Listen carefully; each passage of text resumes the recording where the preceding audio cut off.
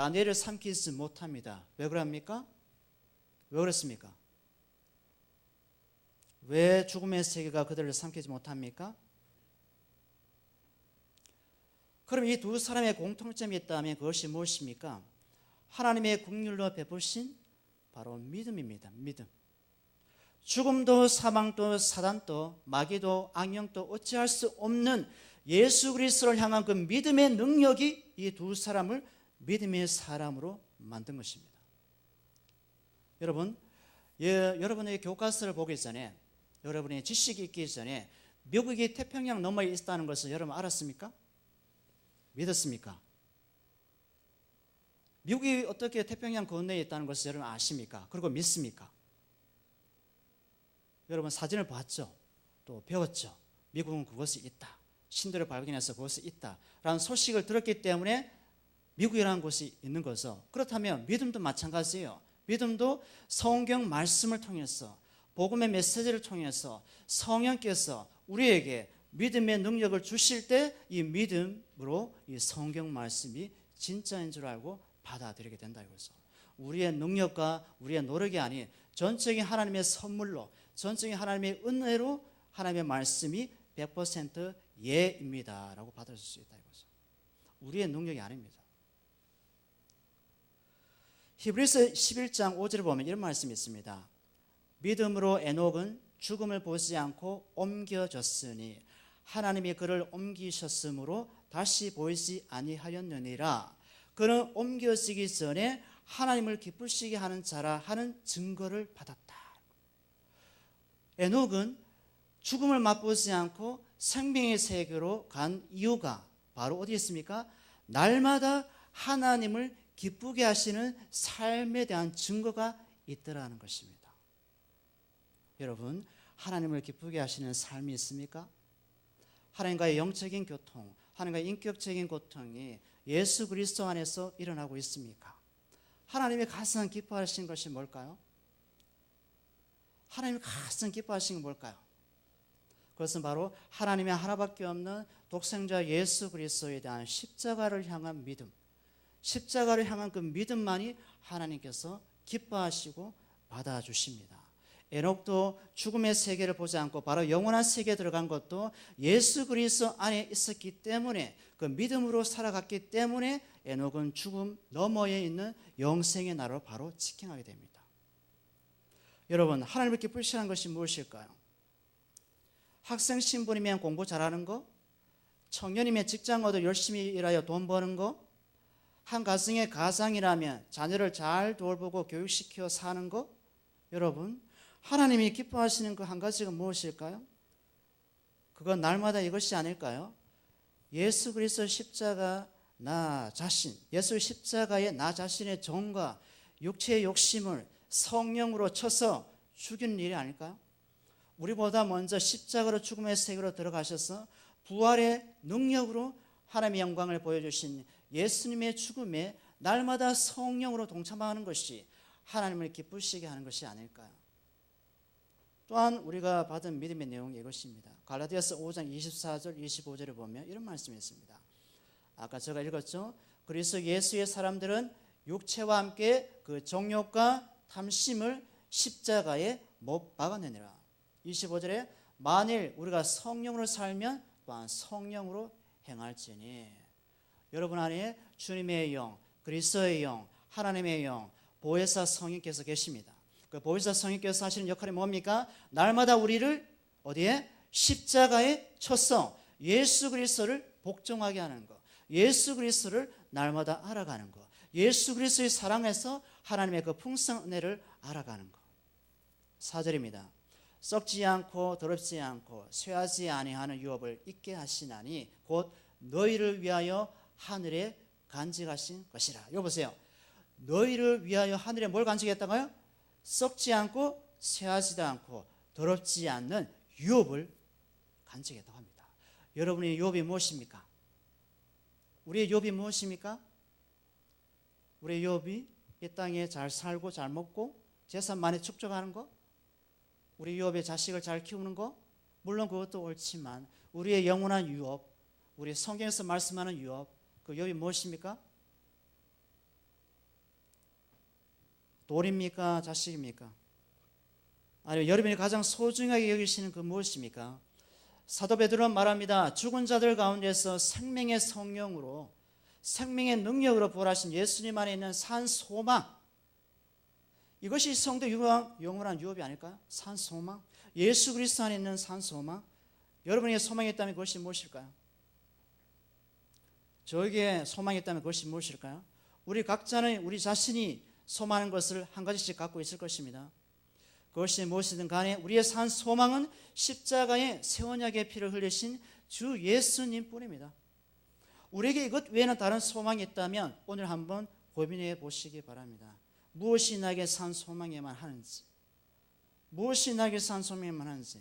쇠하지 아니하는 것은 영원히 사라지지 않는다는 것입니다.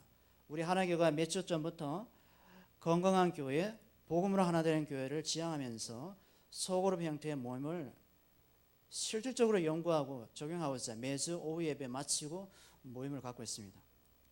우리에게 소그룹이라는 것이 과연 쇠하지 아니하고 영원한 것입니까? 아니면 일시적인 것입니까? 만약 일시적이라면 우리가 구성하고자 하는 소그룹은 과연 무엇을 목적으로 조직하고 만들어져야 할까요? 우리 청년부, 고등부, 중등부, 주일학교 무엇을 위해서 어떤 목적으로 소그룹이 조직되어야 할까요? 네? 저와 여러분은 이 하나교에 왜 나오십니까? 놀러 왔습니까? 즐기러 왔습니까? 네? 하나교에 왜 오셨어요? 일주일에 한 번 드려지는 의례적인 형식적, 표면적, 습관적인 종교적 행위를 위해서 출석하셨습니까? 아니면 기독교인이기 때문에 교회란 예배 장소에 잠시 들린 것입니까? 네? 친구 만나러 왔어요? 저와 여러분은 영원히 쇠하지 아니하는 유업이 있는지요? 죽음도 감당하기 어려운 영원히 쇠하지 아니하는 유업이 있습니까? 여러분에게 제가 이런 질문을 해도 되는지 모르겠습니다. 산 소망과 여러분 자신을 선택하라면 여러분은 어느 편을 선택하시겠습니까? 질문이 좀 이상하죠. 여러분은 자신을 산 소망이신 예수를 위해 포기할 수 있습니까? 달리 말씀드려서 누군가가 아무 이유 없이 오른뺨을 때릴 때 왼뺨도 돌려 맞을 준비가 되어 있는지요? 누군가가 나의 속옷을 빼앗아가면 겉옷을 벗어 그에게 묻지 않고 줄 수 있습니까? 뺑소니 교통사고로 인해 자신의 아들이나 딸이 간밤에 차에 치여 죽었다면 그 사건을 경찰에 신고하지 않고 하나님의 뜻으로 받아들일 준비가 되어 있습니까? 네? 더불어 뺑소니 기사를 아무 대가 없이 법정에 고소하지 않고 거저 받은 하나님의 은혜대로 그를 용서할 수 있습니까? 저와 여러분은 이 질문 앞에 고민을 많이 할 겁니다. 그러니까 우리에게 이것이 상당히 어려운 질문이라는 것입니다.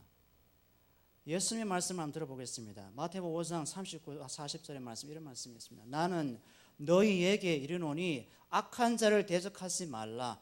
누구든지 내 오른뺨을 치거든 왼편도 돌려대며, 40절, 또 너를 고발하여 속옷을 가지고자 하는 자에게 겉옷까지 가지게 하라.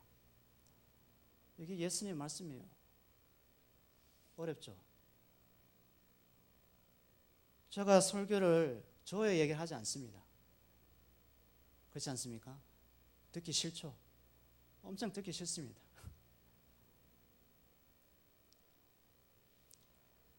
저와 여러분은 악한 자를 대적하지 말라는 말씀 앞에 날마다 근심할 수밖에 없습니다. 우리가 열심히 섬기고 교회에 오고 교제하고, 왜 그럽니까? 우리가 누가 악한 자인조차 구별할 수 없는 죄인이기 때문에, 내가 악한 자인지 당신이 악한 자인지 우리 모두가 악한 자인지 우리가 구별할 수 없다는 겁니다. 어떻게 구별합니까? 어떻게 구별합니까?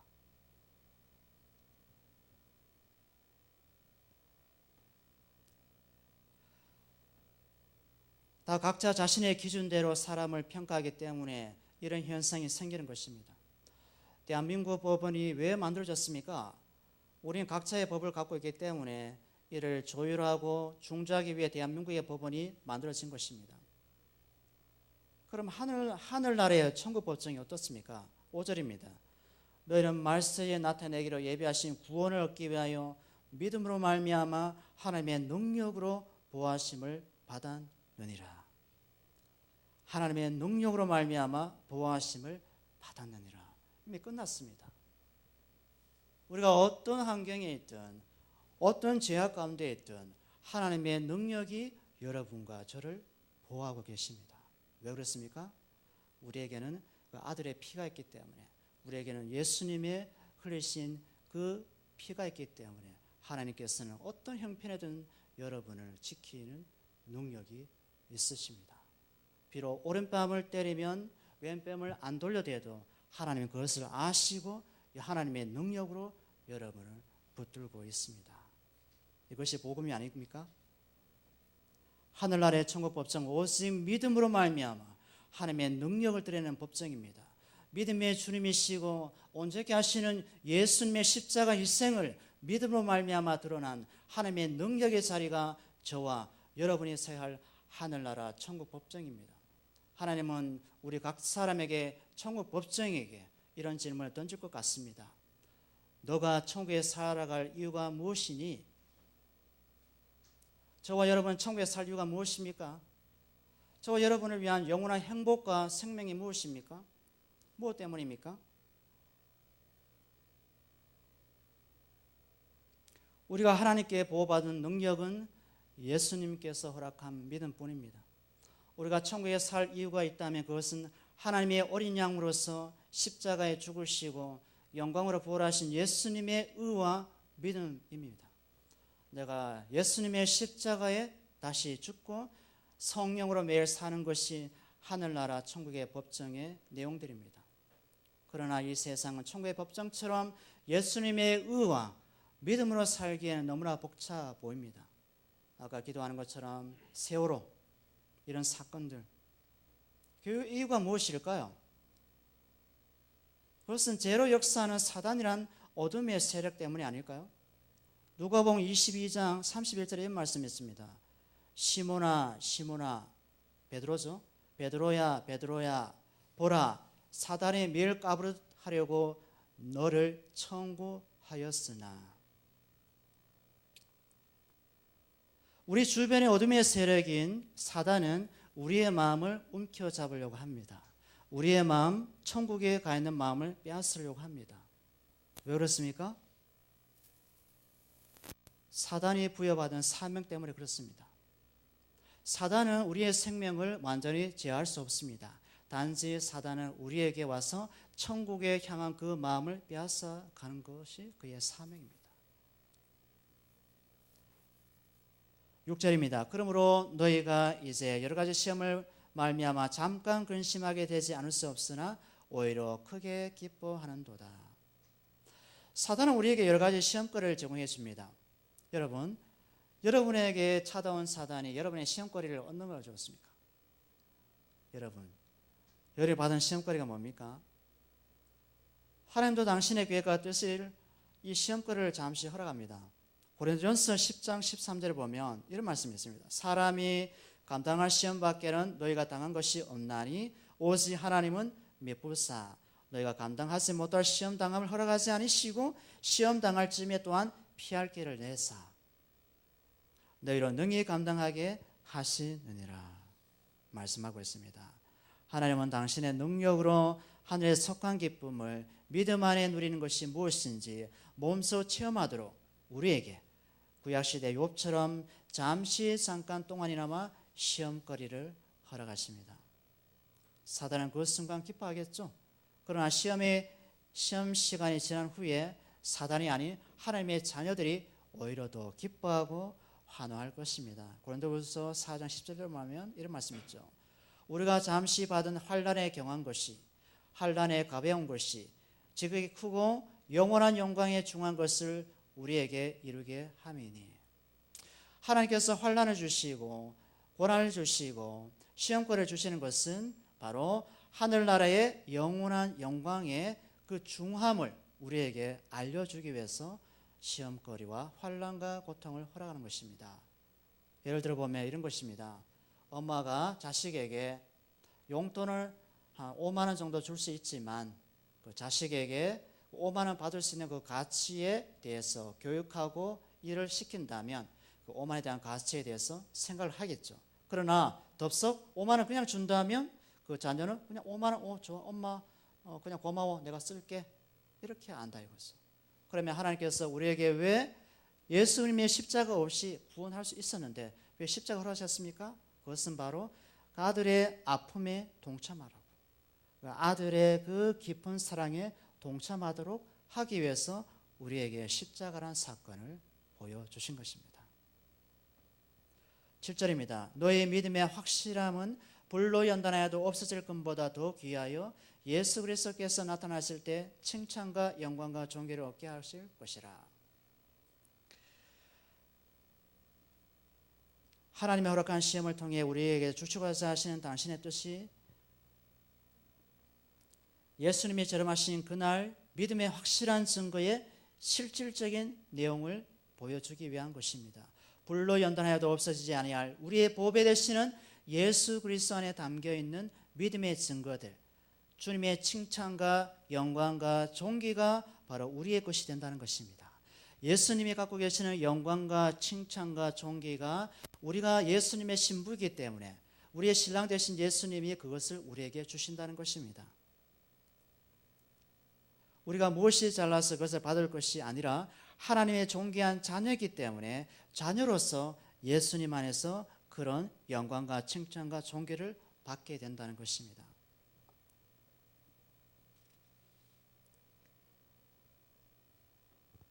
8절 9절입니다. 마무리하겠습니다. 예수를 너희가 보지 못하였으나 사랑하는도다. 이제도 보지 못하나 믿고 말할 수 없는 영광스러운 즐거움으로 기뻐하니 믿음의 결국 곧 영혼의 구원을 받음이라. 우리가 예수님을 사랑하기보다 예수님이 먼저 우리를 사랑하셔서 하나님의 영광스럽고 즐겁고 기쁨이 충만한 하늘나라에 속한 자녀로 만드셨습니다. 비록 두 눈으로 예수님을 주님으로 보지 못할지라도 우리는 주님을 사랑할 수가 있습니다. 왜 그렇습니까? 예수님이 이미 성령으로 우리 안에 늘 계시기 때문에 우리는 늘 주님을 사랑할 수밖에 없습니다. 비록 죄악 가운데 놓여 있을지라도 주님은 당신의 십자가의 피로 넉넉히 우리를 용서하시고 넉넉히 사랑해 주십니다. 이것이 하나님이 죄인에게 허락한 당신의 자녀에게 허락한 당신의 긍휼이요 능력이요 믿음의 실상입니다. 찬송가서 이런 찬송가가 있습니다. 주 예수 내가 알기 전 날 먼저 사랑했네. 그 크신 사랑 나타나 내 영혼 거듭났네. 내 마음에 늘 계시고 나 주의 안에 있어. 저 포도비유 같으니 참 좋은 나의 친구. 오늘 우리에게 찾아오신 하나님의 정할 수 없는 은혜와 예수님의 불가항력적인 그 십자가 사랑을